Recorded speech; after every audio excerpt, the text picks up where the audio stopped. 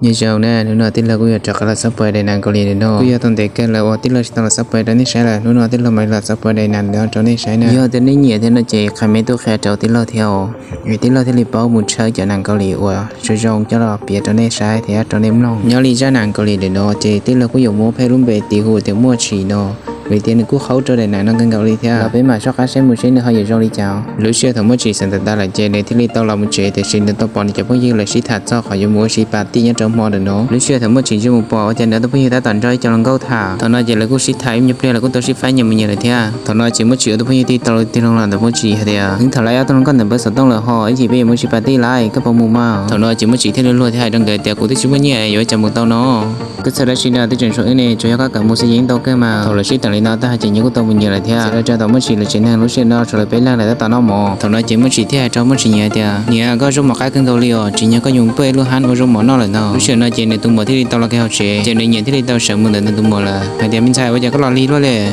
thằng nói chỉ chúng mới chỉ theo mới chỉ chỉnh gõ lên nó mò là xưa thằng nó mới chỉ theo cho mới chỉ chế theo chỉ bây giờ có một cái nhớ xía có thể hỗ trợ nó thằng nó là chỉ có chỉ theo lấy trả rồi theo này thì lại cho nó chỉ theo chỉ phần nó của cháu phải như lại tầng cái bé mới chỉ bắt tiền trong mò đời nó ấy thế rồi bên nó của dùng mới chỉ là nó thằng nó hai lên ta này thì sẽ chẳng nó cho nó cho biết con lo chuyện thế thì cũng mua là gì nên chỉ thế này thì mà rồi chế nữa tu chỉ thằng nó thế này tao mua plane này chẳng đại chút sao ra lại này mua xí nó trong mò này nó chỉ thằng nó được bao nhiêu thế sao đại đơn này thì có bao nhiêu tuổi nè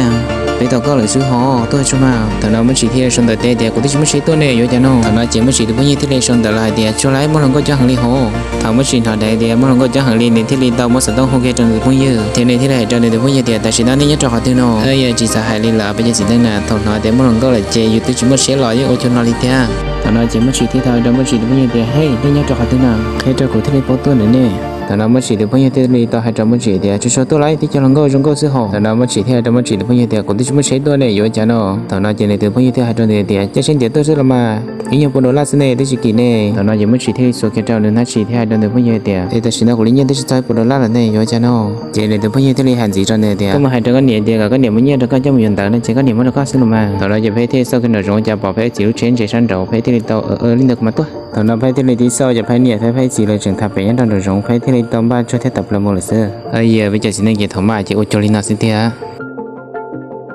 thằng phải là trong tuần này nóจะphải theo taoแต่nhiều mất khả nhất cho của thằng nó phải như thế chỉ cái khả nhất cho phải là phải theo tao cho phải niệm thì cũng mới chịu mà lo phải theo như cái phải chỉ được cái gì chế phải cái là chỉ sợ haiเลยbây giờ xin nên là thầu dù sắm quá chỉ chế như linh như là xưaตอนนั้นไปที่จะขันกับเราจะใช้ยาวก็ใช้ลูกที่ล้วนจีละเสือไปยังชิคกี้พายจะอยู่มาเจเล่ไปที่นี่ต่อแต่ก็ใช้มูล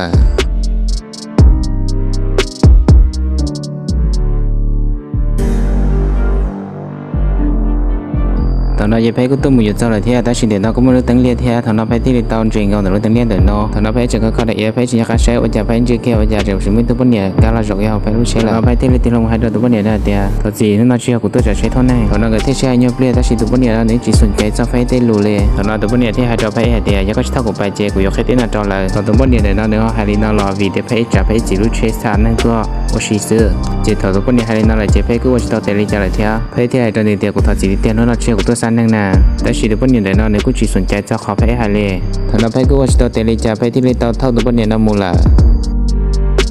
ต่อไปท่อนหนึ่งมือไปกูยังเย็นเจนในชับเลยเที่ยวเวียนเดียนในกูยังตัวปัญญาช่างก็ชับเลยเที่ยวแต่สิ่งยังลีแต่ตัวปัญญาในเจนในจีสนใจจะรักชีเลย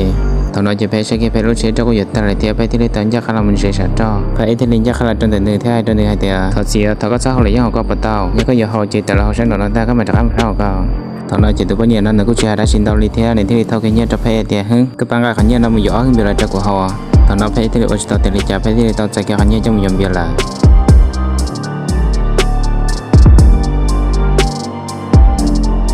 ตอนนั้นตัวปัญญานั้นในที่ตอนมันตัวยังจุดปัจจัยชั้นเราละเราตัวจิตนั้นในปริมาณในที่เราหมดตัวยังสู้กับตัวเวทีขณะยังใช้ชัดจ่อซื้อใช้เปลือกใจจะเราปั้นจ่อถึงหน้าที่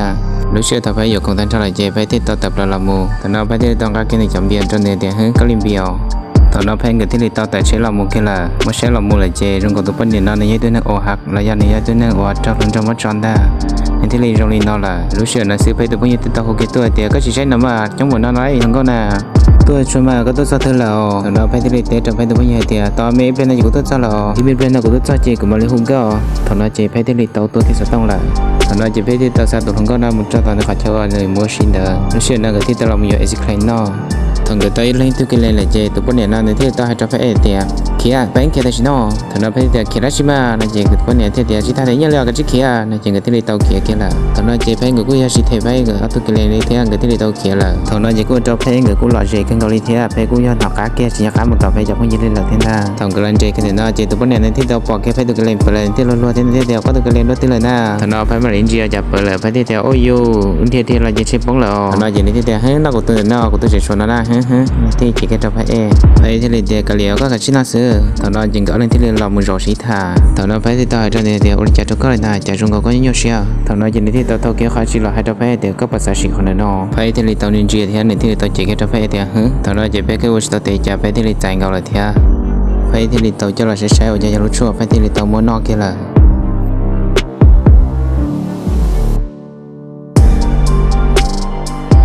รู้เชื่อเราจะเพ่งกับที่เราต้องจักรลำเชียที่ชีพให้จูจงใช้เพ่งที่เราจัดเชื่อเรามุนเจ้าเลยลูกบอตือ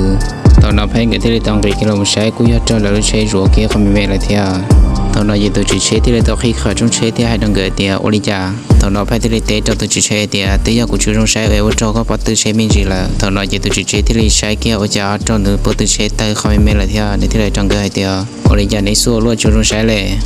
ตอนเราจะในที่เราเตะเจ้าตัวจีเชนเดียเดียเชื่อสักสื่อได้ยิ่งจีปอดเดียตอนเราจะเกิดที่เชื่อให้ยกเปลี่ยนเจในที่เราจะไปเดียมูชิสักคนเจในจริงเกิดที่เราไปกันเลยตอนเราตัวจีเชก็จะเลยจะเลยเที่ยวในช่วงเช้าไปกันมุนเท่าเลยซื้อยอแต่ในอย่างที่นอคำเป็นตัวที่เรามาเป็นจนจีเนอร์เอาเราที่เราชิคงเลยเที่ยวที่เราที่เราเปลี่ยนเมนาจอนได้ตอนนี้ใช้ในปัญญาซื้อยอแต่ในอย่างที่เราเจคำเป็นตัวที่เรามาเป็นจนจี